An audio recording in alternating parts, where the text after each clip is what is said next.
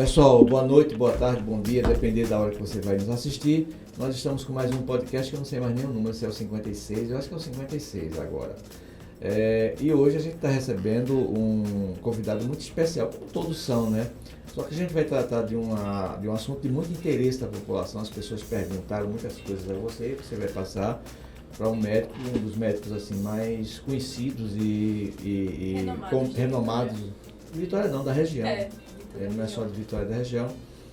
É um ginecologista, obstetra, o nome Dr. Estevão Rios, que hoje nos felicita com essa sua presença aqui, a sua, né, pessoa muito simpática. A gente estava conversando aqui antes, que eu já conheço de longa data, de muito tempo, mas a gente não tinha muita aproximação.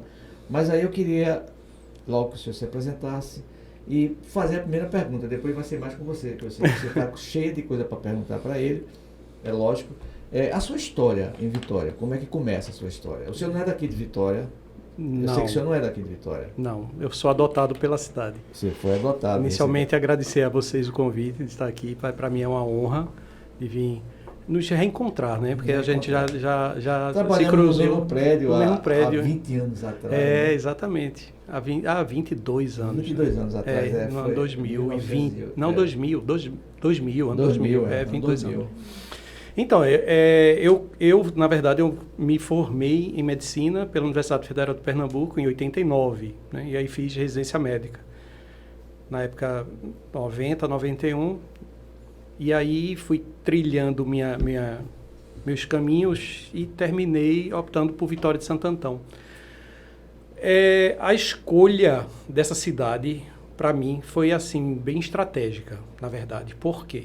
Porque eu sabia que trabalhar numa comunidade, uma cidade onde as pessoas se conhecem muito, se você for um bom profissional, você faz um nome muito fácil.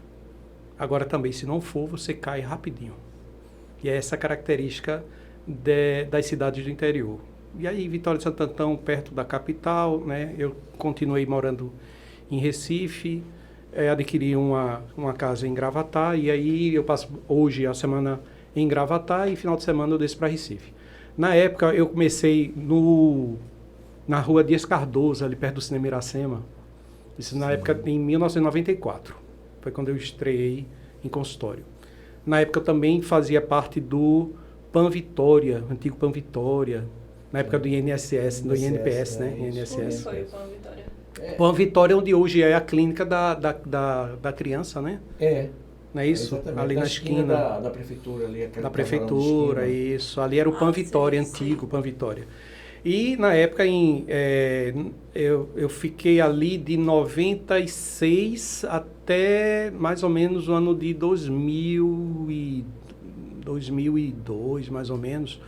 Foi quando a doutora Cristina Sete, que foi secretária de saúde na época, nos solicitou, éramos 4 médicos lá, ginecologistas e obstetras, e ela solicitou que alguém assumisse a parte de gravidez de alto risco. E como eu já trabalhava na Universidade de Pernambuco, no CISAM, então eu solicitei para que eu ficasse com essa parte, em gestação de alto risco, né? Porque eu já tinha uma carga já da universidade. E aí foi quando vieram, né, as histórias, né? Porque veio a mãe das quadrigêmeas, né, que veio com aquela história toda. Repercutiu muito. Repercutiu. Isso foi na época 2000 e 2001, 2002. Na verdade, 2001, né, porque as crianças nasceram em 2002, em abril, 10 de abril de 2002. Então, naquela época, eu ainda estava na verdade, naquela época, em 2002, eu já estava em Washington, no Margarida Viçosa. Isso. Porque aí foi quando, de 94 até 2000... eu fiquei ali pela Dias Cardoso e também fui para a Praça Dom Luiz de Brito, que é a Praça da Matriz, não é isso? Isso. E a gente ficou também um período lá, até que eu adquiri uma casa, né? A casa estava à venda e ali eu construí. E construí com garra, meu amigo, porque eu tinha um carro na época, eu tinha comprado um carro zero, na época era um Civic, lançamento na época, em 1999. E aí, eu disse, cadê o dinheiro? E até uma experiência para o jovem mesmo que quer investir, né, em futuro.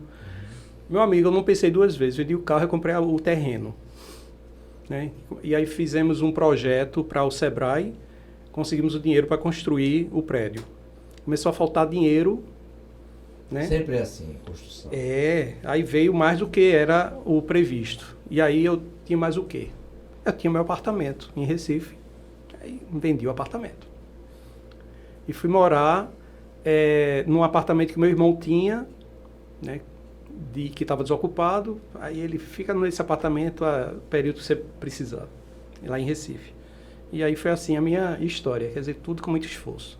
Não veio nada, não caiu nada do céu, não, foi nada. Teve que abrir mão de algumas coisas muita também, coisa, poder... muita coisa. E aí a gente foi fazendo o nome, né, como disse a vocês.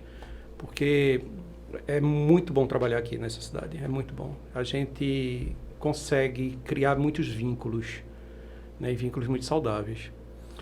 Na época, quando eu estava começando a construir o prédio, foi quando eu fui para o Margarida Versosa, né, com o Washington, vocês estavam lá também.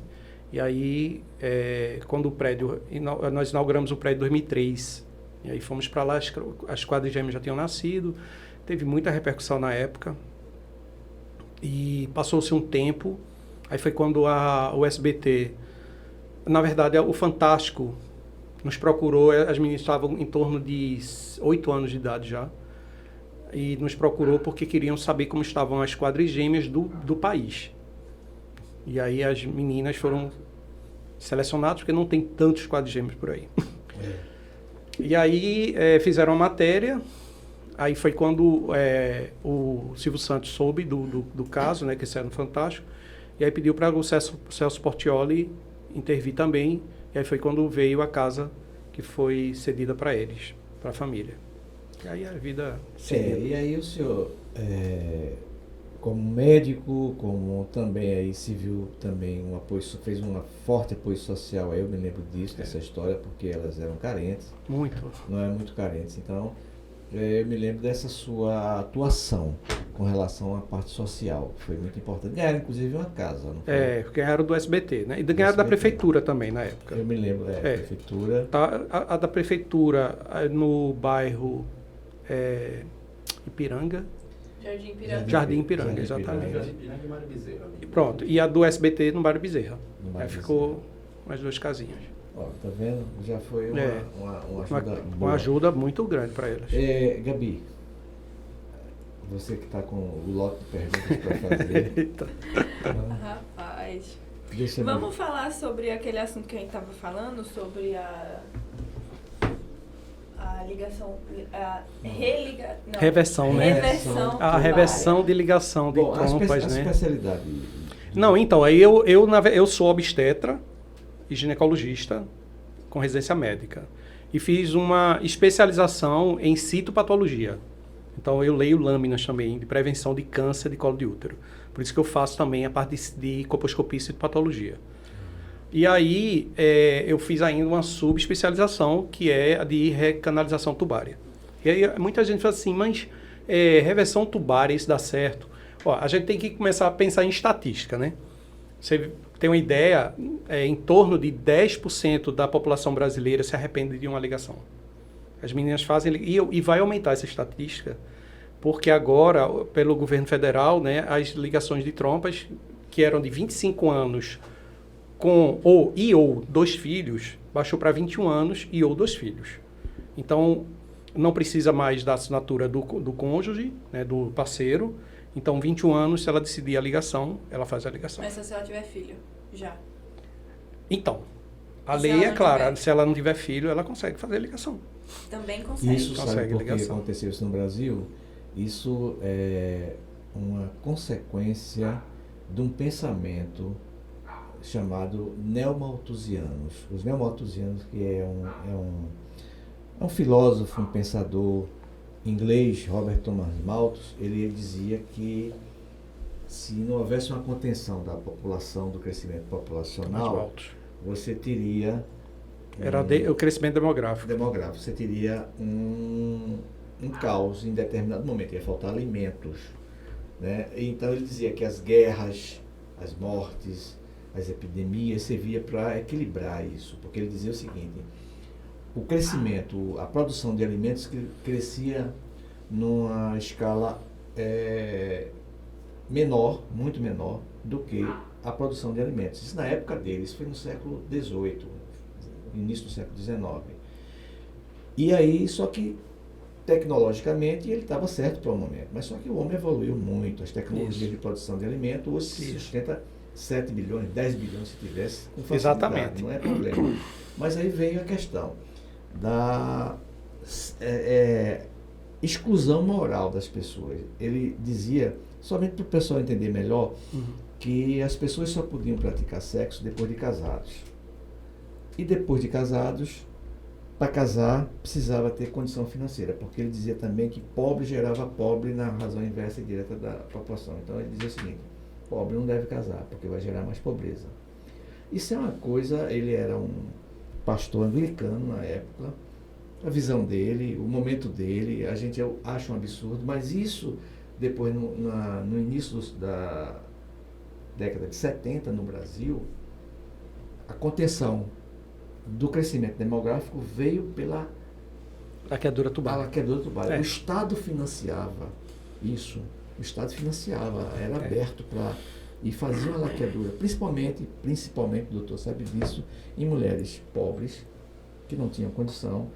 Aí chamaram essa prática de neomatusianos. Não foi só no Brasil, na Índia também. Interessante.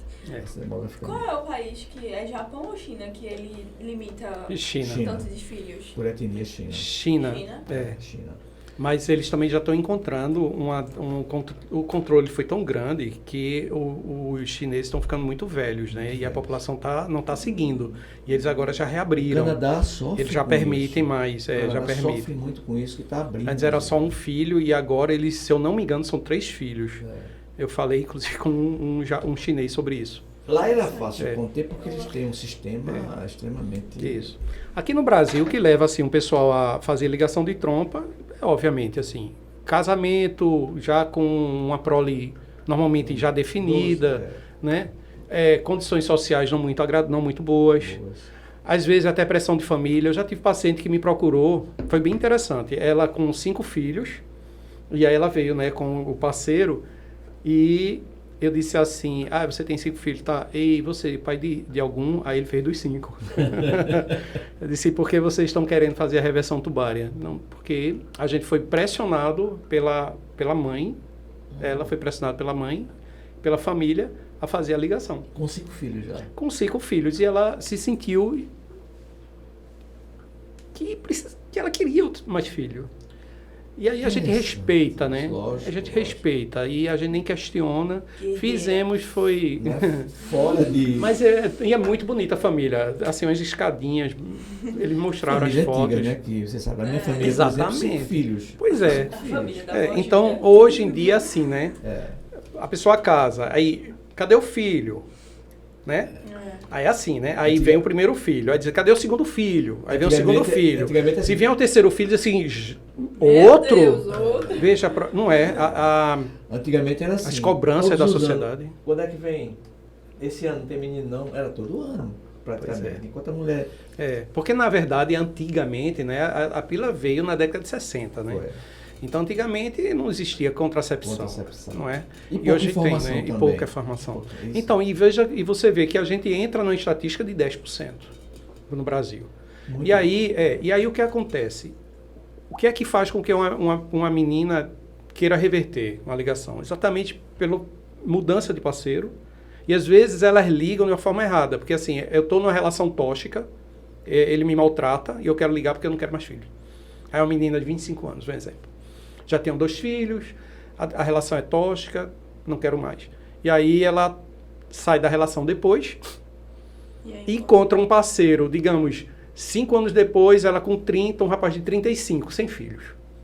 Né? E aí ela encontra a pessoa que ela realmente gosta e aí ela quer reverter. Outras situações de meninas que ficaram viúvas, filhos que morrem, situação socioeconômica que na época não era muito boa e de repente agora já está melhor. Mas então, se uma mulher, vamos supor, 25 anos, não tem filho, quiser fazer a ligação sem problema nenhum. Não é, veja, não é que não tenha problema, a gente faz toda a orientação, né? A gente coloca na cabecinha dela que Ela não tem filho, veja, ela tem 25 anos, não tem filho. Nova ainda. Hein? Ela é nova, então a gente faz todo porque primeiro tem que passar para o psicólogo, né? O psicólogo vai analisar por que é que ela não está querendo filho, qual é o motivo dessa, entendeu? É muito raro acontecer uma situação dessa, você falou uma de coisa, sem filho e querer. Você falou uma coisa com relação à reversão tubária, a depender de como foi feito. Isso, depende muito. Então, a gente sempre orienta o seguinte, vai fazer uma reversão tubária, faça com a idade, tem uma idade limite. A gente sempre orienta a fazer com menos de 35 anos, porque a reserva ovariana é boa. Depois de 35 anos, a gente sempre dá umas orientadas, tá? Com relação ao benefício realmente da cirurgia com relação, por exemplo, à fertilização in vitro. Como a gente não tem fertilização in vitro pelo SUS, aí é onde entra o problema. Então, a gente encontra hoje meninas de 38 anos, 39, querendo fazer reversão tubária. Diminui a incidência de gravidez, mas a gente encontra ainda muitas meninas com 38, 39 anos fazendo reversão tubária e conseguindo engravidar. E o que vai diferenciar exatamente o local onde foi feita a ligação, né? Então, isso aqui é o úterozinho, tá dando para ver, né? Dá. Então, olha, isso aqui é o útero, ela tá partidinha, a gente vai colocar ele na posição correta. E a gente tem aqui, ó, o ovário e aqui a tuba uterina, que é a trompa. Então, como é que se liga a trompa? Ou liga próximo do útero, que é o ideal, mas não pode ser em cima dele, tem que ser próximo. Ou liga-se um pouquinho mais afastado. O mais próximo é o ideal, mais afastado é mais complicado. Mas mesmo assim a gente consegue. A gente não consegue se arrancar isso aqui, que é a fímbria. A fímbria. Se tira a fímbria, porque a fímbria é a garrinha. Imagine como se o meu corpo aqui fosse o útero e a trompa fosse o meu braço. A garrinha são os dedos. O ovário, ó, tá bem aqui, ó. Interessante, né? Tá bem aqui próximo da trompa. Então, quando o óvulo sai, ele é recepcionado pela tuba. E aí ele vai ficar, então imagine que a tuba fosse aqui. O ovário está aqui, certo? Ele vai ficar, o óvulo, aqui, nesse ponto que a gente chama de ampola, na primeira porção da tuba. Então, quando a pessoa tem relação sexual e ela acabou de ovular, o espermatozoide é depositado na vagina, sobe pelo útero, passa para a tuba, e veja o seguinte, quando na relação o homem deposita de 200 a 400 milhões de espermatozoides.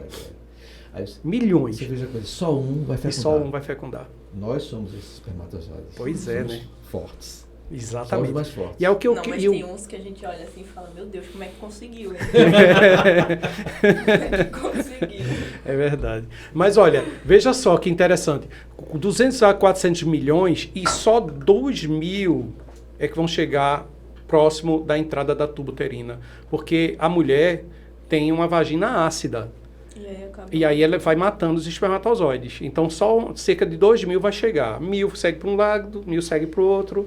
Aqueles 1.000. Eu tinha um mito, eu não sei se é verdade, de que isso aí está relacionado também à questão do sexo do feto. Ah, sim. Mas é uma teoria. Eu vou te explicar o que é que funciona. Veja só. Primeiro, quem é que define o sexo do filho? O homem ou a mulher? Quem é que define? Eu acho. É o homem. Sempre é o homem. Por quê? Porque o espermatozoide, o óvulo da mulher, ela sempre vai ser X. XX é uma mulher. XY é um homem. Então o homem vai ter espermatozoide X e espermatozoide Y. O espermatozoide X se encontra com Y, o espermatozoide X se encontra com o óvulo X, vai dar uma menina. O espermatozoide Y se encontra com o óvulo X, vai dar um menino. Muito bem. O espermatozoide Y, ele é mais rapidinho. Mas é mais frágil. Ele é mais frágil. Eita, exatamente. Está sabendo, hein? E o espermatozoide X, ela é mais lenta, mas ela é mais resistente. Então, o que acontece? Então, vamos imaginar que uma menina teve relação sexual, mas ainda não ovulou. Quem vai chegar primeiro é o Y. E aí vai morrendo. Ela ainda não ovulou. Vai chegando atrás o X. E aí ela ovula, aí vai ter uma menina. Tá vendo que elas são mais fortes. E as meninas são mais fortes, doutor, porque a reprodução, ela vem através da mulher. A mulher é um fator principal da reprodução. Tem que ter mais Com mulher. certeza. Você pode ver que tem muito tem mais mulher mais no mundo do que homem. E aí, da outra forma, se ela já tiver ovulado, vai chegando o Y primeiro, aí vem menino, ok? Exatamente. É bem interessante isso. Muito interessante. Mas isso é teoria. Eu pensava... Aí eu vou falar, você é assim, todo mundo sabe que eu sou espírita, né? E diz assim, na verdade, esse ser que vai se formar é o mais forte ou é o necessário? Né? Porque se a gente for pensar dessa forma, assim, se fossem os mais fortes, né, só existiriam pessoas saudáveis. Né? E a gente sabe que vem bebês com probleminhas e tal, entendeu? E a gente acolhe todos eles, porque a gente tem que entender que é uma série de problemas, mas que é o que é o necessário. Pelo menos foram mais resistentes naquele momento. Foi mais resistente para chegar e... Isso é uma teoria, mas que eu concordo muito com ela, por causa da acidez interna da mulher da vagina, é ácido. Então, alguma coisa vai acontecer ali para ela fazer uma seleção natural, né? Exatamente. Exatamente. Teve uma pergunta aqui que colocaram assim, doutor, sobre os métodos anticoncepcionais mais seguros, tirando o preservativo, qual é o mais indicado? Então tudo bem. Olha, como método contraceptivo, nós temos são 5 categorias. Os métodos naturais, que é o Billing, que é o muco cervical, a babinha, a tabelinha também, e o coito interrompido. São os 3 que estão dentro dos métodos naturais. Esses métodos, por serem naturais, eles têm um índice de falha muito grande. Por exemplo, a menina pode estar com corrimento vaginal, que é normal, que é o lactobacilo, daquele corrimento branquinho, sem mau cheiro, sem coceira, e ela bota o dedinho, e aí quando ela puxa, ela está ovulando, mas quando ela puxou, veio o corrimento. Aí diz assim, eu não estou ovulando, vou ter relação. Ter relação engravida. Ok? Então, método de Billing. A tabelinha é ter relação fora do período fértil. Que seria esse período fértil, a discussão? 14º é o seguinte, vamos lá. Se ela tiver um ciclo de 28 dias, é no 14º. Mas se ela tiver um ciclo de 30, é no 16º. Porque assim, quando ela ovula, 14 dias depois ela vai menstruar. Porque o corpo lúteo, ele dura 14 dias. Certo. Então, se ela tem um ciclo de 30, ela vai ovular no 16º. Porque 14 dias depois ela vai menstruar. Porque o corpo lúteo morre 14 dias depois. Ok? Inclusive, um paciente faz assim, doutor, quando é que eu vou ovular? Aí diz assim, você vai ovular quando você perceber o muco cervical babando, quando você tiver uma cólicazinha no pé da barriga, que é o óvulozinho saindo do ovário, e quando ele sai, desce um pouquinho de líquido e fica na pelve. E aí esse líquido incomoda, então dói. Mas mesmo assim, com dor, você está com vontade de ter relação, porque você está fértil. Veja como a natureza novamente é sábia. Muito. Quando a mulher tem um libido maior, isso. É quando ela está ovulando, quando ela está ovulando. Ela engravidar. Exatamente. Por isso que em algumas situações a gente encontra o quê? Meninas só tiveram uma relação e engravidaram. Na primeira relação, ela engravidou. Por quê? Porque ela ficou o tempo todo com o namorado se segurando, ele querendo e ela não.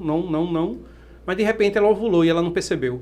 Porque ela deu uma vontadezinha de ter relação. Aí hoje eu estou permissiva. E ela esqueceu do preservativo. E aí teve a relação engravida. É o que mais acontece. Né? Pois é. Certo. Esse é um método. Aí vem barreira, camisinha e... DIU? Não, o DIU não é barreira. Camisinha masculina e feminina. São métodos de barreira. E o diafragma, que a gente nem propaga mais. Certo? São métodos de barreira. Aí vem os métodos que a gente chama de LARC, que são o DIU de cobre e o DIU hormonal. Aí tem os hormônios, que é o quarto, os anticoncepcionais, orais, os injetáveis. E tem, por último, as cirurgias, as laqueaduras tubárias. Então, em termos de eficácia, se eu comparar preservativo, que você falou assim, o preservativo tem uma eficácia muito boa, depende, certo? Se for utilizado da forma correta. Mas se colocar, por exemplo, o preservativo e colocar um gel espermicida, que é ácido, ele corta, ele quebra o preservativo, né? Ele rasga, e aí ela termina falhando. Então, o preservativo tem que ser muito bem colocado. E colocado com toda a técnica. tá? E ter o cuidado dele não romper, tá? O preservativo tem a fricção também, que ele, dependendo da situação, ele vai romper ali e acabou.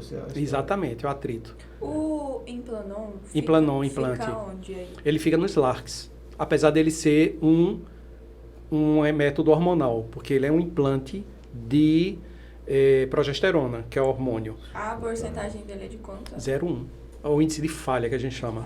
Em cada 1000, um engravida com Implanon. Então, no caso, é melhor do que... É o melhor que existe, é o Implanon.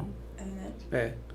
Porque a laqueadura foi a laqueadura é 0,4. 0,4. Laqueadura é 0,4. E o anticoncepcional em pílula? Anticoncepcional, então, o comprimido é 0,4. Tá? Agora, se for progesterona contínua, é 0,2. A gente está falando de... Quando eu falo 0 ou 2 e tal, é do índice de falha. Sim, O melhor índice é o Implanon. Tá? Agora, você quer um índice 100% de eficácia. Sabe qual é? Tirar o útero, não, suco de maracujá. Por que, doutor? Suco de maracujá. A pessoa faz um suquinho de maracujá, o parceiro toma, a parceira toma e vão dormir. Para com essa história de relação sexual. Abstinência sexual. Olha, eu tenho até uma coisinha para contar sobre a questão da camisinha. Eu morava num bairro aí, faz muito tempo isso. Aí um vizinho meu chegou com a história, tá vendo aquele menino ali? O menino tinha 7 anos de idade, mas capeta o menino, vivia na casa das vizinhas todinha, ele andava nas casas das vizinhas, mexia em tudo. Tá vendo ele? Já engravidou 5 meninas aqui nesse bairro. Ele, conversando, se foi, engravidou. Aí, mas como? Ele um menino de 7 anos de idade, engravidar uma menina, não tem como. Ele fez, tem. Sabe o que ele fazia? Ele ia na bolsa das meninas, pegava as camisinhas das meninas e com a agulha furava as camisinhas todinhas. Meu Deus do céu. Mas é padre, ele fazia isso mesmo. Não é possível, ele é presepeiro. Eu vi uma vez, acho que não sei se foi no Facebook, acho que foi uma secretaria de saúde, não lembro de onde, mas ela estava numa campanha de distribuir preservativo, aí ela foi e grampeou assim, bem no meio da camisinha, um papelzinho bem... Pra fazer, né? As orientações. Bota as orientações e grampeia, né? Tá usando a camisinha? Tá, como é que pode?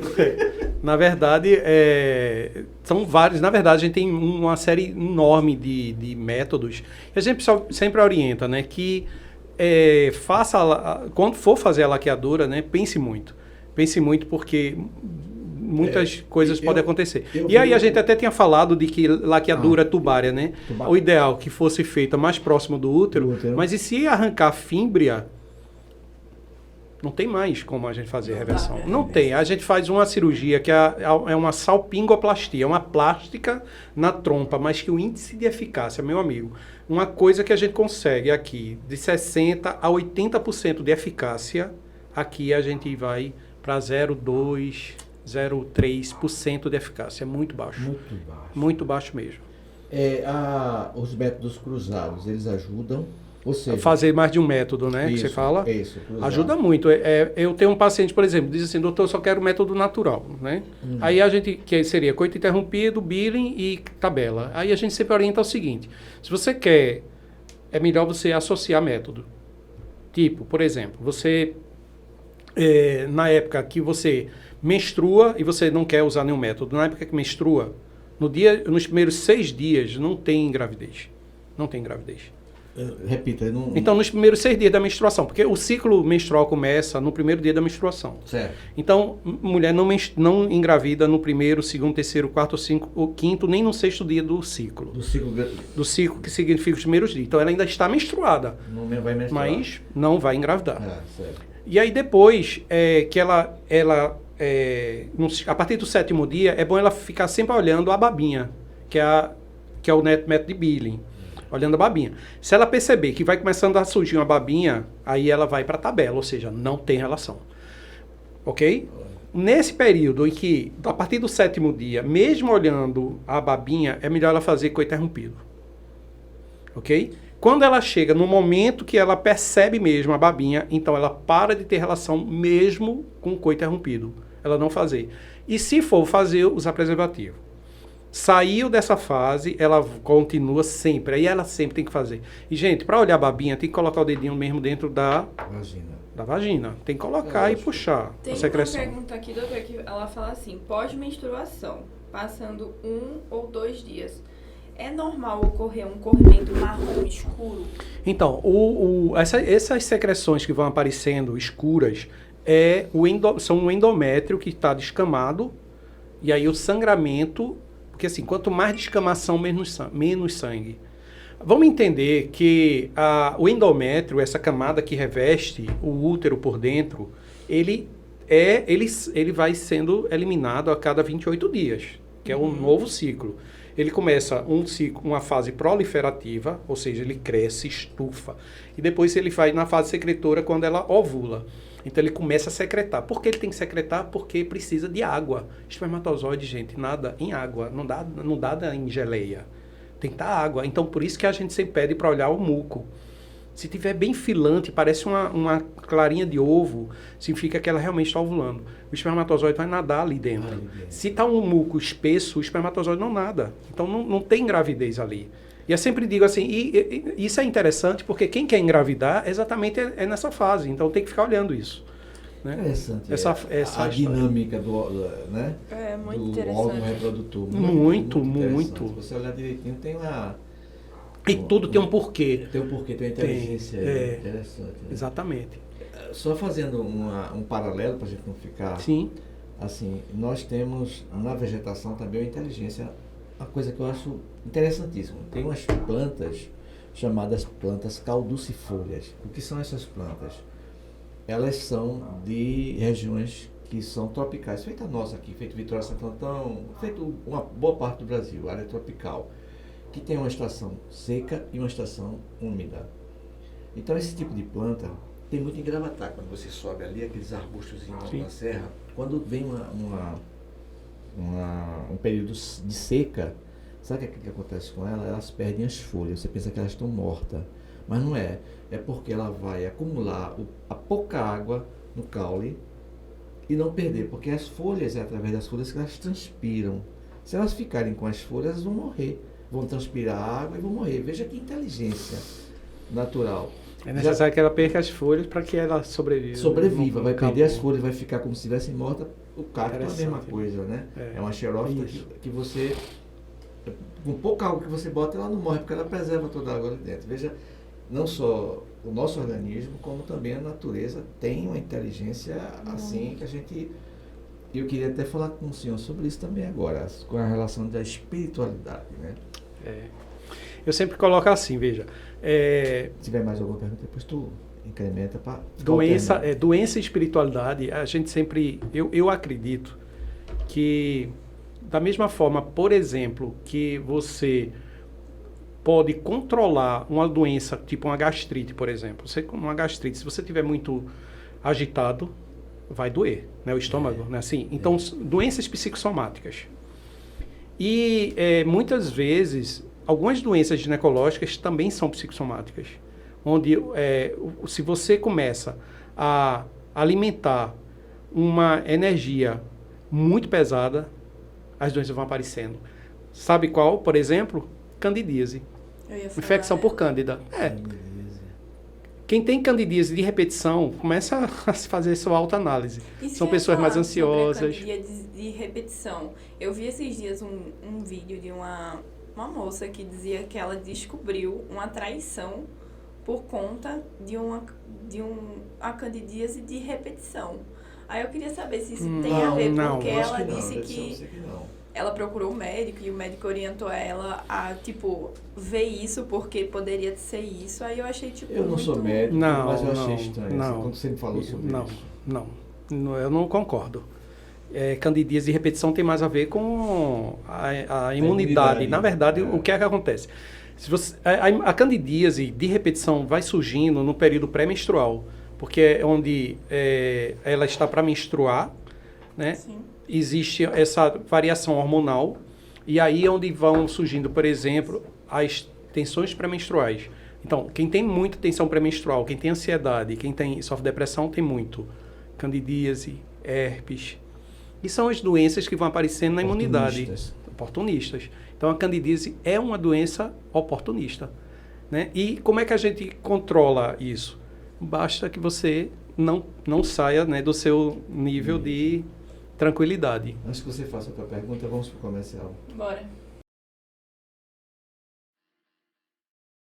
A Caoa Sherwin é a primeira montadora brasileira a eletrificar toda a sua linha de produtos. Você pode optar pelos modelos Pro com propulsão híbrida. Novo iCar, a pequena maravilha do mundo 100% elétrico.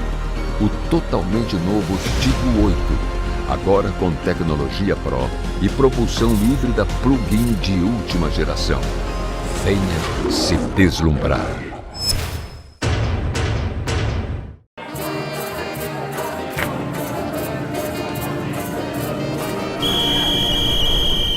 Vamos brindar a nossa cultura com salvas e vivas, a nossa paixão, o meu patrimônio, Guaraná Jesus, orgulho do meu Maranhão. Vamos brindar o meu patrimônio, Guaraná Jesus, orgulho. Chegou a latinha do São João. Guaraná Jesus, sabor quentou a nossa tradição. Voltamos. Eu dei o break e você voltou. Sim, aí o doutor estava falando sobre a questão Da candidíase. das doenças oportunistas, né? A candidíase é uma delas. Inclusive, você se lembra que você falou uma vez comigo sobre isso? Inclusive, você... Não, eu achei... você, achei... Ela fez uma queixa, doutor. Vou confessar aqui, Valor. Você vai falar agora o que você disse a mim. Deixe de papapá. Não, eu achei Eu fiquei muito chateado com você. Primeiro, porque não aconteceu o que você pensou. Segunda, que a sua informação estava truncada. Eu digo, leia mais, se informe mais. Que eu já li, já pesquisei. E você não pegou isso comigo. Não, mas você pensou? Há uns anos pensou, atrás... Diga sim ou não. Não. Você pensou sim. Há Você uns me anos cobrou, atrás. foi no meu pescoço. Eu digo, vale mais um pouquinho. Mas eu acho que era muito ligado a... Não. Não, eu digo ligado ao bem-estar. Não, sim. Agora veja, candidíase. Veja, cândida é um fungo, né? E onde prolifera fungo? Onde tiver calor e umidade. Por que vagina prolifera fungo? Porque a vagina é úmida e tem um calor do corpo. E você tem a temperatura do corpo a 36 graus. Homens que têm prepúcio, sim. Sim. Né? Que a pelezinha, isso. Homens que são operados, fimose, isso. Homens com fimose aparece mais candidíase, tá? E a gente encontra também muita candidíase em virilha de adolescente, porque brinca muito, corre muito, entendeu? Então eles vão suando. E eles suam nessa região, né? Interessante. Da virilha. Aquele homem que você encontrou no mercado, ele falou que era ligado ao candidíase. Eu lembro que eu ouvi ele falando. Ele teve um problema sério. E ele teve um problema seríssimo. Boca de criança recém-nascida, sapinho. Sapinho é cândida, gente. É fungo. Por que a criança cria o sapinho? Porque ela não fala, a criancinha. E ela tá mamando, e chora, chora, entendeu? Por isso que até os cuidados, né, que os dentistas orientam para sempre fazer a limpeza, né, da cavidade oral do bebê para evitar. Mais uma coisa para o nosso conhecimento, nosso cabedal de conhecimento, tá vendo? É assim que a gente vai aprendendo as coisas, ouvindo as pessoas. Então o fungo vai aparecendo nessa situação. E a gente sempre orienta, assim, quem tem candidíase de repetição, né, e quem tem candidíase, na verdade, deve ter alguns cuidados. Por exemplo, dormir sempre sem calcinha. Só usa calcinha, gente, em casa, menstruada, vai à rua, bota calcinha. Já me questionaram, absorvente, uso de protetor de uso diário, pode ser usado? E aí eu vou contra todo mundo, pode, deve. Existe um protetor chamado respirável. O respirável, gente, é de uso diário. O problema é que o pessoal pega o não respirável e usa como se fosse respirável, de uso diário. Qual a diferença? O protetor respirável, ele tem uma permeabilidade muito maior. Então, não é para uma mulher em final de menstruação estar usando ele. O protetor não respirável se utiliza quando está no final da menstruação ou no início. Então, está no início, ainda está borrinha, protetor, não quer usar um absorvente. Vem a menstruação, e aí ela passa a usar o absorvente e terminou a menstruação, usa o protetor. E o respirável é no dia a dia, mesmo porque as meninas ovulam. Então, se ela ovula, ela vai molhar a calcinha. Então, o ideal é que fique no protetor. Então, ela pode ir à rua, vai. Agora, tem que ser com o respirável. E o não respirável só quando for final de menstruação ou início de menstruação. É assim que se faz. Doutor, um mito também, eu estou falando de mitos assim porque é a hora da gente tirar dúvida, né? Sem dúvida. A gente ouve muito e não tem conhecimento formal da coisa. A mulher, ela estando grávida, Certo. ela pode menstruar? Não. É impossível. Outra Ela coisa, sangra. ligada a isso. Ligada a isso, que eu Claro, paguei claro. saúde da mulher esse semestre. Claro. É verdade que quando a mulher ela faz o uso de anticoncepcional, ela não menstrua, aquilo não é menstruação. É menstruação. É menstruação. É menstruação. A questão é o seguinte, existem duas formas da gente conduzir uma mulher que faz uso de anticoncepcional oral, né? O comprimido. Quem toma comprimido, ela menstrua se ela quiser. Eu posso fazer com que uma mulher fique sem menstruar o período todo. Basta que eu faça pílula contínua. Sim.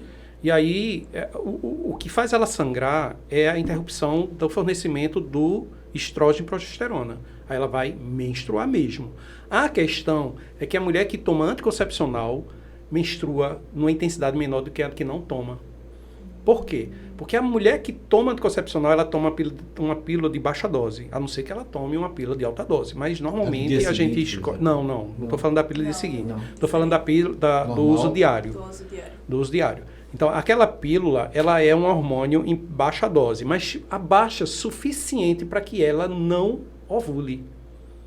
Porque eu não preciso usar, por exemplo, você tem um televisor e você não vai carregar um televisor num caminhão, você vai carregar num carrinho, né? Então, para que tomar um anticoncepcional de alta dose se eu posso tomar uma de baixa dose e ter a mesma eficácia? Eu não preciso fornecer tanto hormônio. A questão é que os de alta dose são mais caros, são mais baratos e os de baixa dose são mais caros. Interessante. Porque a tecnologia é diferente, gente. Vamos colocar 1 quilo de açúcar aqui em cima da mesa e a gente coloca 10 gramas de açúcar, ok? Se em 1 quilo de açúcar eu perder nessa história, ok? Eu perder, digamos, 50 gramas e naquele de 10 gramas eu perder 2 gramas, eu estou perdendo ali 20%. E aqui eu estou perdendo 0,5%. Qual é que vai ser o maior drama no de 20%? Tem menor. Exatamente. Então, é mais difícil a gente separar o menor do que o maior. Portanto, a tecnologia é diferente. O anticoncepcional de baixa dose, além dele ter uma tecnologia diferente, são anticoncepcionais são mais selecionados, tá? São produtos mais novos, com outra proposta. Então, a gente pode fazer com que ela tome e contínuo, ou então ela dá o intervalo. Tem meninas que não, eu prefiro menstruar, então dá o intervalo, não tem problema nenhum. A questão é que algumas meninas já me procuraram e dizem assim, eu não estou menstruando, depois de tomar anticoncepcional, não estou menstruando. Não está menstruando por quê? Porque o anticoncepcional está sendo tão baixa a dose que não está estimulando o seu útero a produzir o endométrio. Então não precisa sangrar, gente. Não precisa sangrar. Porque eu estou fornecendo algo que está sendo suficiente para não ovular. Perfeito. Então não vem gravidez. Se não está vindo menstruação, não tem problema nenhum. Ah, mas qual é a vantagem de não menstruar? Eu vou citar um monte. Anemia que não tem. TPM que não tem, endometriose, cólica, nada disso tem. Aí diz assim, mas menstruação é saúde da mulher. Sim, se uma mulher está menstruando regularmente, ela não toma nada, ela está menstruando regularmente e parou de menstruar, está havendo algum problema, vamos investigar. Aquela menstruação significa que ela está saudável. Mas a menstruação que eu faço com que ela pare de menstruar, aquele ciclo é artificial, gente. Sou eu que estou criando. Ela menstrua se ela quiser. Aquilo não é falta de... Não é... Tem um entendeu? controle ali. Tem um controle. Aquilo dali ela não está menstruando porque eu sei que ela não vai menstruar. E eu estou fazendo com que ela não menstrue. Então, é saúde se ela estava menstruando e de repente parou. Aí vamos investigar, saber o que é que está acontecendo. É uma coisa. Agora, se ela para de menstruar porque eu estou fazendo a medicação, não é doença. Inclusive, o Implanon, ele para, né? Sim, a maioria. Assim, quem usa progesterona, ou ela para de menstruar, ou ela vai menstruar muito pouco. A questão é que quem usa o Implanon ou Mirena, certo? É normal que os primeiros 6 meses ela fique babando. Fique tendo spot, que a gente Como chama. se fosse... Não, é por causa da adaptação daquela progesterona ao organismo. E aí a gente tem que ter ciência disso. A opção de fazer a prevenção, vamos dizer assim, com a gravidez, é sua ou é da... Não, então eu entendi qual método utilizar, qual é o melhor método para ela, que se aplica. A gente explica os métodos e aí ela escolhe. A escolha é dela. É escolha. Por exemplo, doutor, eu não gosto de tomar comprimido porque eu esqueço. Então vamos para injeção. Outra diz que engordam. Mas aí nós temos anticoncepcionais que não engordam. Isso é um mito. Mas vamos lá. Eu esqueço, não tomo comprimido porque eu esqueço, então vamos para injeção. Mas eu tenho um pavor de injeção. E outra, quem toma injeção tem que ter ciência que o ciclo é irregular mesmo. Ok? Então não fica tão bonitinho não, mas é contracepção. Tem a mesma eficácia do comprimido. A injeção tem a mesma eficácia. Tem as injeções trimestrais, a cada 3 meses, que é progesterona, e tem as mensais. Mas eu tenho um pavor de injeção, então vamos para o DIU. Mas aí o DIU eu não quero porque sangra. Então vamos para o Mirena. Não, mas eu não quero, entendeu? Então a gente vai discutindo tudo, gente, até chegar ao método, não. Então vamos, entendeu? Porque como a gente tem um leque, né, grande, eu tenho como opção. Como é o nome Implanon, né? Que é o Implanon. Chega no Implanon. Implanon. Mas é um excelente método, mas tem coisas que são tão boas quanto, entendeu? Tão boas quanto. E ele não é tão acessível, né? Olha, se a gente fizer um cálculo, a gente vai ver que é acessível. É porque a gente está falando de uma contracepção. Se você, por exemplo, você pegar um investimento de um Mirena e colocar R$ 1.500 em 6 anos, ou melhor, em 5 anos, você vai ter que dividir os 1.500 pelos 60. Por 60. Certo, entendi. Que eu acho que vai dar 25. Vai dar 1.500. Por aí, doutor. É perto disso. Fica... Por aí. 30 seria 1.500 dividido por 60. Por aí. Exatamente, acertou. 25. Tá bom de conta. O Implanon, ele é 2 anos. 25 mesmo. 3 anos. O Implanon são 3 anos. O 3 Mirena anos. são 5 anos. 5 anos. O DIU, né? Que é o... Não, aí tem Que um é DIU o de hormonal, cobre né? que são para 10 anos. E aí o de cobre vai para 10. Para 10 anos. Interessante. Uma coisa que eu tenho curiosidade, porque a gente tem que saber das coisas, né, doutor? Embora a gente não seja mulher. Mas eu acho que contracepção é do casal, não é da mulher. É do casal, tem que se informar. Normalmente, quando as meninas vêm, eu peço para o companheiro, quando o companheiro está, mesmo na recepção, eu peço para entrar e a gente discutir nós 3 qual é o melhor método. É sempre assim. Mas o nosso homem, vamos dizer assim, o nosso cidadão, ele é um pouco assim afastado dessas coisas. Eu não sei se você sente isso lá. Não, eu atendo muito casal. Eu acho que os rapazes estão já mudando essa... Os mais novos, né? Os mais novos, porque os mais antigos são meio assim... Fica meio assim... não gosto, não sei, eu não sei se é porque eu atendo, né? Para você ter uma ideia, na minha sala são 4 cadeiras. A paciente entra e ela tem possibilidade de levar 3 acompanhantes. Normalmente, o consultório são 2 cadeiras, né? Na minha sala são 4. Então, eu recebo família. Às vezes vem... Por exemplo, quando está gestante, vem ela, o marido, a sogra e a mãe, entendeu? Vem todo mundo. A gente abre para todo mundo. Tem uma pergunta aqui que uma moça fez, que ela pergunta assim... doutora, algumas semanas venho notando um cheiro semelhante à água sanitária na minha calcinha. Certo. O que poderia ser? Então vamos lá, veja. Primeiro que o corrimento, ele não tem que ter cheiro. Ele não tem cheiro, tá ok? Que é o corrimento fisiológico que é representado por lactobacilos. Quem cheira água sanitária, um cheiro mais forte, é o esperma. é o do homem. A mulher tem 2 cheiros de duas bactérias que são muito desagradáveis. Uma é a Gardnerella, que na verdade é um cheirinho como se fosse de peixe podre, que ocorre no final da menstruação. E eu sempre oriento as minhas pacientes para que elas, no final da menstruação, sempre coloquem um dedinho e cheire o dedo. No final, na intimidade, gente.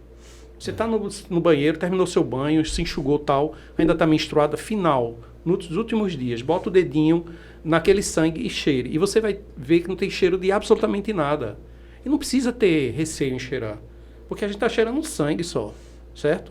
E não cheira nada. Se tiver um cheiro desagradável, como se fosse de peixe podre, normalmente a Gardnerella tem que ir para o ginecologista para confirmar. A outra é a Neisseria. A Neisseria é mais grave, porque a Neisseria dá, inclusive, infertilidade, né? A Neisseria. É uma bactéria? É uma bactéria que dá gonorreia, né? A Neisseria gonorreia. Tá? Ele tem um cheiro de podre. É diferente do cheiro da Gardnerella, tá? Graças a Deus, a gente tem mais Gardnerella na população do que a Neisseria, tá? A Neisseria é muito raro. O que a gente percebe é assim, a Gardnerella, ela não dá uma infecção, ela dá uma vaginose, é diferente. A bactéria, ela não cria um processo infeccioso ali, tá? Mas ela tem um efeito deletério na gravidez. A gente tem que ter muito cuidado, porque ela é uma das causas de parto prematuro e de aborto também. Então, é sempre bom, sempre as meninas gestantes, certo? Sempre colocar o dedinho e sempre cheirar, tá? Para ver se tem mau cheiro.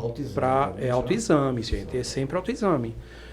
E aí, se perceber, tem que comunicar mesmo ao pré-natalista, porque essa bactéria pode romper a bolsinha das águas, tá? E aí criar uma ruptura de membrana, né? E aí vem um parto prematuro, um aborto. Você falou em pré-natalista, mas assim, eu não sei se isso permanece ainda, mas antigamente, quando a moça ia casar, e elas casavam muito novas antigamente, a gente estranha isso, mas tem mulher que casava com 12, 13, 14 anos e estavam casadas já com 15 anos, eram mães já. Isso. Mas casadas, né? Porque era uma prática da época. Se fazia uma coisa chamada pré-natal também. Isso, é o pré-natal. Mas então, o pré-natal hoje... Do homem e da mulher, né? Não, a gente tem uma coisa que são os exames pré-concepcionais, que é o ideal. Quando o casal decide ter um bebê, eles devem procurar o ginecologista para fazer os exames que a gente chama de pré-concepcionais, que são os exames que se faz antes de engravidar. Para saber, por exemplo, se tem toxoplasmose, rubéola, citomegalovírus, se tem algum IST, né, como sífilis, HIV, hepatite B, hepatite C. São essas coisas que são importantes para a gente ir descartando doenças, uma diabetes, tá? E aí a gente, estando tudo normal, libera, começa a fazer o ácido fólico para evitar a malformação no tubo neural do bebê, e aí entra na gravidez. Quando a gravidez sai do contexto normal, que ela pode se transformar em alto risco. Aí uma gravidez de alto risco, a grande maioria das vezes, estão relacionados com ou doenças metabólicas, como, por exemplo, a obesidade, ou um diabetes, tá? Ou com as doenças hipertensivas, ou ela é hipertensa crônica, ou adquiriu na gravidez, ou fazer uma pré-eclâmpsia. E as consequências dessas situações, como retardo de crescimento do bebê, ou um polidrâmio, no caso de uma diabética, ou um macrossômico, um menino muito grande. O menino é lindo, nasceu com 4,2 kg. Não pode ser bonitinho, gente, é gordinho e tal, mas não é saudável. Tá? Então, o ideal é que seja com menos de 3,8 kg, chegando em 40 semanas, tá? Até 3,800. Agora, obviamente, se é uma família, o marido é grandinho, a mãe também, podem ter bebês grandes, né, com mais de 3,8 kg e ser totalmente normal, tá? Isso que vai definir é o pré-natal, tá? Então, o pré-natal, na verdade, ele segue com o baixo risco. Quando é diagnosticado pelo serviço público, então eles encaminham para a gente, né, e a gente tem uma assistência aqui muito boa, né, aqui na cidade. Eu também faço em Pombos, né, pela prefeitura aqui também. Aqui no SISMU, né? No SISMU, aqui. E eu faço também, eu tenho um ambulatório lá no Virgínia Colasso Dias, que faço também. É em Pombos, né? Em Pombos. que eu faço também pré-natal do turístico lá. A gente resolve a situação. Vitória, a colocação do DIU. Então, a gente tem uma colocação de DIU, certo? Sou eu mesmo que coloco. E a gente está ampliando para o SESMU assumir esse DIU, tá? Para que a gente atinja uma... O SESMU é da prefeitura. SESMU é prefeitura. Eu trabalho na prefeitura, mas pelo governo do estado. Eu sou funcionário do governo do estado, não sou funcionário da prefeitura. Colega, é meu colega, tá vendo? Estamos na mesma fonte pagadora. Eu vim para a Vitória em 94, também com o vínculo do governo do estado. O estado, aqui no estado já está quase... Tá querendo me aposentar. Eu também. Dizem que no estado são duas alegrias, doutor. É quando entra e quando sai. Duas alegrias. Mais ou menos isso. Eu queria, antes de falar sobre... Você não vai sair daqui sem falar sobre espiritismo, não. Mas você vai falar alguma coisa. Eu queria ver o Instagram, tanto do doutor quanto da Seclin também, da Clínica Seclin. Estevão Rio. Tem um bocado de seguidores, doutor. 8.140 seguidores é muita coisa. Tem algum... Aqui são as quadrigêmeas, né? Exatamente. Quadrigêmeas. Foi no dia que elas receberam a casa, com Celso Portioli aí. Celso Portioli veio. Dona Josefa chorando, horrores. Bem interessante. Bem legal. Agora 4, meu Deus do céu. Isso é muito, né? Não? Essas onde tem cirurgias e tal, normalmente são... Partos? São partos, cirurgias de reversão tubária. Essa não é na sua clínica, não? Não, é na universidade. A clínica que o Dr. Jamison Kleber, esse aí lá na clínica. A gente apresentando ele como nosso dentista. Mais uma vez aqui, a sua clínica tem várias especialidades, né? Hoje nós temos, inclusive, nós temos pediatra, nós temos clínico geral, geriatra, endócrino, vascular, cirurgião plástico, urologista. Que bom. Tem otorrino lá? Ainda não. Precisando fazer umas consultas com otorrino. Eu já fui no cirurgião plástico lá. Dr. Luiz Henrique. Dr. Luiz Henrique, ele foi do Santa Maria? Foi, exatamente. Dr. Luiz. Ele fazia muita matéria pra gente. Isso. Fazemos a Árvore da Vida. Isso um presente que nós damos às nossas pacientes. A placenta. Nós fazemos um decalque da placenta, isso é uma arte. E aí damos de presente à família. Nós entrevistamos aqui uma moça que ela é doula. Isso. Ela é enfermeira doula. Normalmente as doulas fazem. E ela tem uma tatuagem. Uma tatuagem. Eu achei interessantíssima essa árvore da vida. Se eu tivesse um filho, essa placenta aqui ia bater com banana e você ia tomar. Eu tô fora disso. Você não vai ter filho nunca. Nessa condição eu tô fora. Você sabe que eu tô fora. E assim, aqui, ó. De jeito nenhum. Pode esquecer. Aí, ó. Esse é o decalque da placenta. Essa é a Jailma que... Eu tinha um colega de faculdade. É a enfermeira nossa lá do Seclin, que ela é responsável por essa arte aí. Eu tenho um colega de faculdade que ele é tão feio, doutor, tão feio. Que jogaram o menino fora e criaram a placenta. Meu Deus do céu.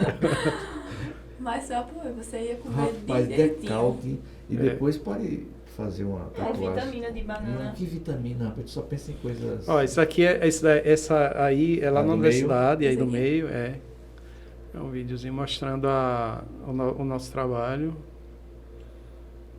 O senhor atua ainda na universidade? Atuo. Eu faço reversão tubária lá. Os gatos lá da minha residência. Olha os gatinhos. São seus gatos? São 6 gatos.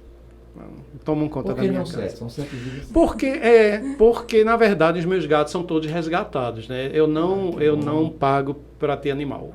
E eles foram espontaneamente. Eles chegam na minha casa. Eles que me adotaram. Deixa eu dizer uma coisa, quem tem gato, principalmente quem tem muito gato, não se preocupa com a vida dos outros, porque cada gato tem 7 vidas. Já tem vida demais para se preocupar. Para se preocupar, exatamente. Você conhece essa moça? Eu conheço. Essa foi a menina que teve aqui, que ela tem problema de rins. Exatamente. Gabi. Gabi ela tem um Instagram, é o Decidi Viver. Ela veio aqui contar a história dela. A gente fez impressionado com a história dessa menina. Lindo a história dela. Linda. Um casal maravilhoso. Aí, de Irapaz, sim. Ela tem um filme e foi bem interessante. Ela estava para ter no filme ela ia parir. E eu tinha uma paciente na universidade que ela tinha a mesma estrutura física dela. E no filme ela iria parir, né? E aí, o que é que acontece? Nós fizemos o parto da paciente e aparecia o corpo da paciente e depois aparecia o rosto dela na filmagem. Ficou muito interessante.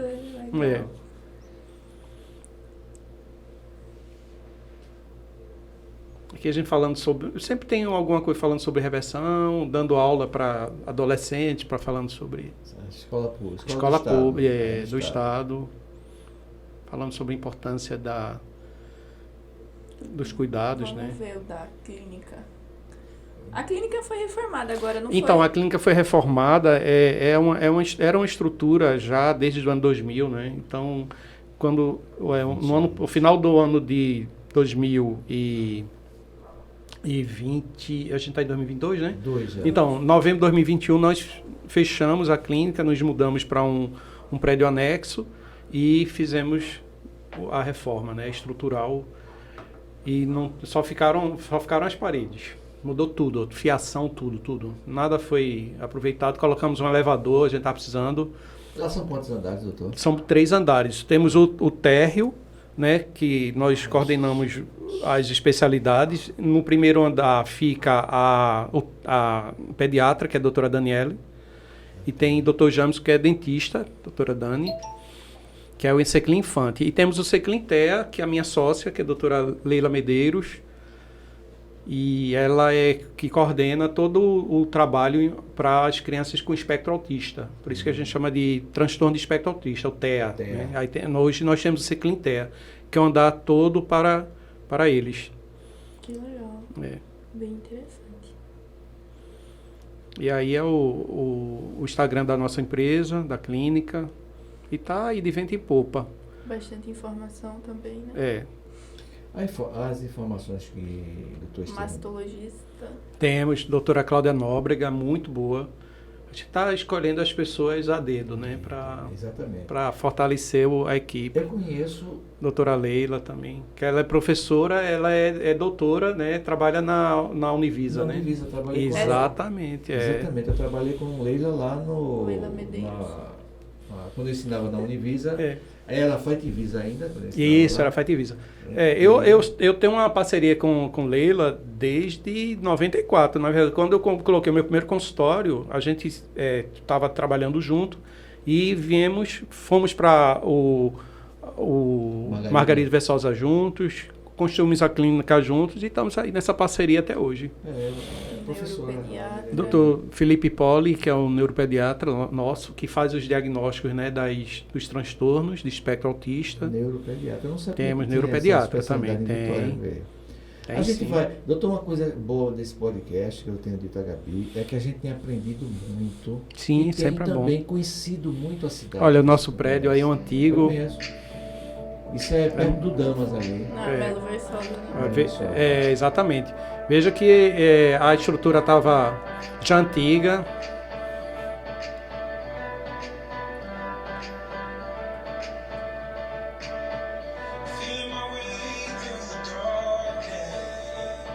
Fechou um tempo. Fechamos 6 meses e aí reabrimos com essa estrutura aí. O prédio é próprio, então é muito bom porque a gente consegue investir, conseguir zerar o terreno mesmo.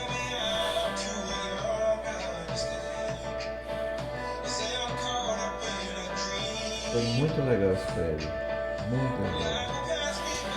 E é um prédio totalmente ecológico, né? Nós geramos a própria energia, né? Com placas solares. Totalmente? Nosso prédio é ecológico. Olha as placas aí.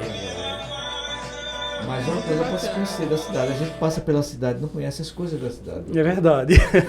A gente, no podcast, tem conhecido muita coisa, né, Gabi? E eu estimulo todo mundo para colocar placa solar. Placa solar, tá vendo? Porque é ecologicamente correto, né? A gente tá... Você vê que... Sim, é um investimento... Não, diga assim, além do custo... O custo-benefício é muito alto. Muito alto. Muito alto. Para eu sustentar uma energia num prédio desse é uma coisa absurda. Eu sei disso. E hoje a gente consegue zerar praticamente. Tem umas perguntas aqui sobre a menopausa. O doutor não vai sair daqui hoje não, com essas perguntas. Estamos aí, Não, sem são problema. muitas. A partir de quantos anos a mulher entra na menopausa? Então, normalmente a mulher entra a partir dos 45, vai até os 55, tá? Mais 10% a partir dos 40. Antes dos 40, a gente chama isso de menopausa precoce. E depois dos 50, o senhor tem assim... Até os 55, normalmente as mulheres já entram, até os 55. Já tem notícia de alguma mulher que passou de 55 e não entrou na menopausa? São poucas, são muito poucas. É uma raridade. Quando isso acontece, a gente sempre vai acompanhando e dosando os hormônios, olhando o endométrio, né, para ver se não tem nenhuma patologia. Que é muito sério uma gravidez nessa fase, né? Não, nessa fase a gente não encontra. As gestações que encontra nessa idade, normalmente, são por fertilização in vitro. Teve né? um agora, né, da Cláudia Raia. 52 Isso, anos. mas é fertilização in vitro, gente. Não é natural. Isso é você que não era natural. Fertilização in vitro. Existe algum remédio pré-menopausa que possa evitar os sintomas e a partir de quantos anos poderia se utilizar essa medicação? Então, tem umas medicações muito boas que a gente disponibiliza, porque sintomas de menopausa são sintomas do climatério, na verdade, que a menopausa é a última menstruação contado 1 ano após o cessar dessa menstruação. Então, 1 ano depois, a gente diz, não, menopausa. Só que aí, antes disso, vem os sintomas do climatério, que são essas ondas de calor e tudo mais. Então, existem alguns hormônios que a gente pode fazer, e quem não pode usar hormônio, a gente tem opções de usar alguns paliativos para tirar todos os sintomas.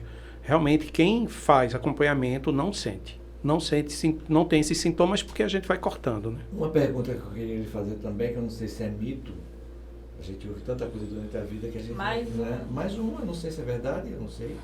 Não sou da área, tem que perguntar quem é. É verdade que a mulher, quando nasce, ela já nasce com um tabletezinho, com todos os óvulos dela. Corretíssimo. É isso mesmo. Aí vai jogando os óvulos para é o seguinte, e quando termina, é o início... É assim, não. Ela, na verdade, todas as mulheres nascem com todos os folículos primários que gerarão os folículos secundários, que serão os óvulos.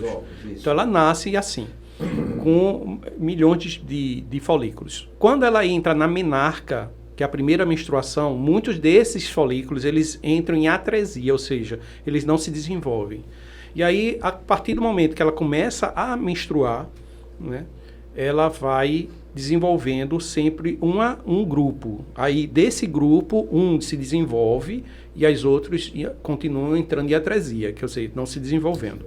E aí ela vai liberando pelas menstruações. Mas uma mulher de, por exemplo, 40 anos, ela tem os seus folículos a 40 mais os 9 meses da gravidez. Porque ela vem desde a época embrionária. Tem uma última pergunta. Isso é verdade. Menopausa. Já o homem não, né? O homem, ele desenvolve espermatozoide a cada 72 horas, né? Ele vai produzindo. Existe perdas da vida sexual da mulher quando ela entra na menopausa? Então, essas alterações hormonais muitas vezes vêm seguindo com diminuição de libido, né? Da libido. E aí a gente é bom sempre fazer também, a gente se focar nessas coisas para a gente... Tem produtos que a gente faz, tá? Que reverte também esses quadros. A questão da lubrificação da mulher nesse período? Diminui, né? Mas existe hoje hidratantes vaginais. Olha, a lubrificação na atividade sexual, ela permanece. A questão é porque a vagina fica ressecada por causa da falta do estrogênio. Mas a gente tem muito produto que a gente faz uma reposição e deixa a vagina com umidade mesmo daquela que já entrou em menopausa. Se a gente ficar aqui vai até Vamos vai embora. passar a noite. Já. Já passamos aqui 10 minutos. Eu disse a você vai alugar o doutor aqui, além Vamos marcar outras. Muita informação. Olha, a gente tem uma relação com algumas pessoas assim, Que a gente não falou de uma coisa, doutor, ainda. Espiritismo, né? Vai ter que falar disso uma outra vez. Vamos outro dia, a gente fala. Porque é um assunto que eu gosto muito. E eu garanto a você, assim, quando a gente fala de reversão tubária, eu garanto a você que o pessoal fica muito interessado. Eu já fiz live de reversão tubária, Inclusive, que é muito interessante. Você falou em live, mas eu quero já deixar com você, já agendado uma live com o doutor, porque eu quero fazer o seguinte, eu vou anunciar bastante antes. Vamos sim fazer E uma eu live. quero ao vivo. Tranquilo, aqui, vamos e fazer. com pessoas entrando aqui para falar com o doutor. Né? Eu já tenho assim umas 10 pessoas na cabeça que gostariam de estar aqui falando com ele. Então elas vão falar diretamente com ele. Vamos testar o sistema. Porque a gente tem um sistema aqui que a gente quase não usou. Quando a gente fez esse podcast, foi antes da pandemia. Pensou. Aí durante a pandemia a gente tem que fazer um esquema que a gente possa trabalhar daqui online, sem a presença da pessoa. Isso. Foi isso que a gente pensou. Mas aí foi a refacendo, a coisa foi diminuindo, a gente, não, já dá para fazer. E a gente começou exatamente presencial, não foi? Foi. Sem máscara, já presencial. Mas a gente tem um sistema todo montado para isso. Só que a gente nunca usou. A gente já usou, sim. Então... Não, assim, do jeito que eu acho que a gente deveria usar, não, com o recurso que a gente tem, não. A gente tem um caminhão, só um pedacinho do caminhão. Não usou tudo do caminhão. Então você vai marcar com o doutor Estevam um dia para a gente fazer essa live e o mais rápido possível. Eu quero já testar também esse sistema. Perfeito. Vamos embora. Tem um presente. Nossa, sério? Do Vitória Cast. E é? Sim, Vitória Mas eu posso abrir? Pode. O senhor toma café? Só. É viciado em café. Tem cara que mas fuma não. Oi? Fuma? Não. Não Eu fumo também. e não bebo álcool. Eu também não. Que massa! Top, top, top. Vitória Cast. Gostei, gente. Obrigado mesmo. Adorei. E agradecer por Agradecer senhor ter muito, vindo. doutor, pela aula que a gente teve aqui. Que né? bom, Também que bom. Pelas Muita informações. informação, Né? muita Porque o mesmo. podcast, além de ser um entretenimento, a gente teve uma outra pegada com ele, que é a informação. Isso. Porque tem podcast que a gente assiste, não é criticando, eu acho que é interessante, entretenimento, brincadeiras, é muito Mas eu importante. disse a você que eu falo muito, né? Não, mas, Então... olha, tem que render. Quando o participante participante não ajuda, a gente fala interagir, mais né? do que não deveria. Porque quem tem que ser ouvido é o convidado. Justamente. É verdade. O convidado vem para mostrar o que faz, ensinar algumas coisas, dar alguns, no seu caso que é médico, né, falar de coisas que o povo precisa saber. Isso. Então isso é muito bom. Então a gente tem essa pegada de trazer também conhecimento, trazer informações úteis e importantes para os nossos ouvintes. Que massa. E é por Muito isso que bom. a gente faz sucesso. Que bom. É por causa dos convidados. E a gente se sente super à vontade aqui. E Muito. tem que ser Isso é muito assim. agradável. Tem que ser assim. Muito agradável. E aí, Gabi? E é isso. Bom, Já que então, ele vai voltar, né? vai voltar e logo. Eu quero ir ligeiro aqui pra gente Vamos fazer embora. essa prestação de serviço público. Isso. Realmente é. Vamos lá. Gente, se vocês não seguiram nossas redes sociais, sigam lá, VitóriaCast no Instagram, VitóriaCastPE, no YouTube. Se inscrevam aqui embaixo no nosso canal, é só clicar aí, se inscrever, ativem o sininho da notificação. E vamos ter uma mudança, né, Exato, nas gente. nossas exibições. Para dezembro, porque dezembro é o mês de festa, é o mês de férias, Isso. o pessoal tá assim, a gente vai Aí, fazer vai ser como... Vai ser uma por semana. Uma por A gente semana. tá com 2 por semana, na terça e na sexta, mas vai ficar só na nesse sexta-feira. período. Em janeiro a gente volta. E em janeiro a gente volta com Normal. 2 gravações Perfeito. Pra gente semanalmente. não parar para tirar férias, a gente não pode tirar férias, né, Bruno? A gente tem que estar sempre ali, presente. E vamos fazer mais live também durante esse Sim, mês. sim, mais também. live. E uma das primeiras vai ser Com o Dr. Estevão. Vamos E embora. vamos começar falando sobre espiritismo, espiritualidade. Tá ótimo. Tá bom, doutor? Tá E é ótimo. isso, Doutor, um muito abração. obrigada. Muito obrigado, viu? Pessoal, Até o até uma próximo. próxima visita.